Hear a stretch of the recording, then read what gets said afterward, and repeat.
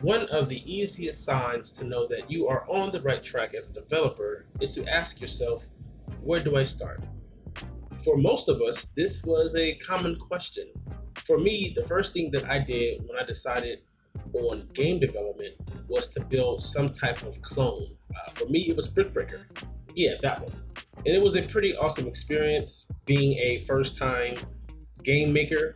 This is coming from a programmer of about 4+ years at the time, before ever touching game programming, because there is kind of a difference.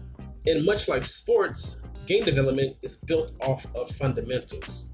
So with the Brick Breaker clone, I learned how to handle scoring, collision, creating levels, power-ups, how to use the singleton pattern inside of games, fail states, win states.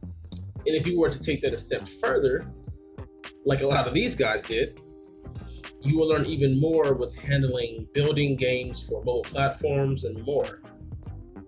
All of this from a simple game that will take you a few hours to a day to make via a tutorial, no less. The main problem is we want to make the next Skyrim or Fallout or Warframe today, like right now. Which I am always of the mindset to tell you to do it. I don't believe in telling someone they can't do something for the most part. But there are some caveats there. But it should never cross your mind without understanding the basic principles and fundamentals of game development. Another aspect a lot of beginners get wrapped up in is, what skill should I learn first? I am of the opinion that programming should be the first skill you attempt to learn. For most of us, you go into this industry solo, unless you're the idea guy and you're getting a team together to make your dream game. But this way, as a programmer, you can build pretty much your whole game, your system, your mechanics, with very little art, while having the option to hire an artist later, learning to make the art yourself, or going with the choice a lot of us make, which is simplistic or quote-unquote programmer art, which has actually had many success stories over the last few years. So I know we all want to make the next Far Cry or the next Battlegrounds, the next Arkham, the next Tetris. But look at those games and ask how these individual systems that make up said game were built.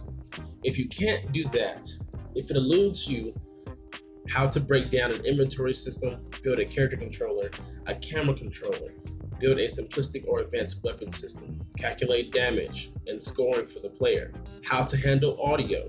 And this is not even going into the complexities of 3D art, or game art rather. And oh God, oh God, let's not talk about netcode. These fundamentals and this mindset is important to build games overall, and even more important when the skill gets into open world or even RPG territory. So take your time, relax, learn all that you can, get a sense of what it means to break down a game so that you can always build it up to what you want.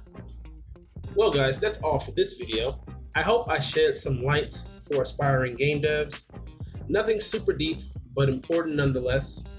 But important info for those who are thinking of making the next MMO or open world RPG. Thanks for watching, and I'll catch you guys later.